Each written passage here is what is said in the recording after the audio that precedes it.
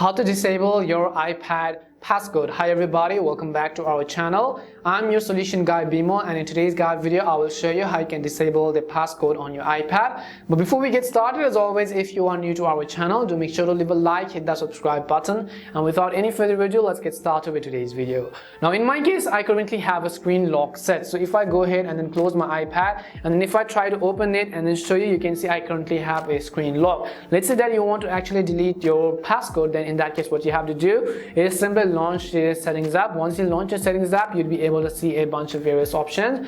Now right on the left hand side, what you have to do is simply go to the option which says Touch ID and Passcode. So select Touch ID and Passcode, and you would need to enter your current screen lock passcode in order to access this menu. So I'll go ahead and enter my current screen lock passcode, and you'll be able to see a list of options. So you can use your Touch ID as well. You can add a fingerprint if your iPad supports it. You could turn on fingerprint, and if you want to disable the passcode, all you have to do is tap on this button which says Turn Passcode Off. So tap on Turn Passcode Off. In order to turn it off, we would simply need to enter our current passcode. Once you've done that, you can see it is actually verifying, and you could go ahead and simply disable your passcode. Now you can see you will not be asked for a passcode next time. If you want to turn it on again, you could tap on Turn Passcode On, and then simply tap on Keep Save Fingerprints, and we'll select passcode options, and I will select 4-digit numeric code, and I will simply enter my passcode again in order to enable the new passcode which I might want to use. If you want to change your passcode as well, then you could basically tap on this change button which you see on the left hand side of the screen in order to actually change your passcode.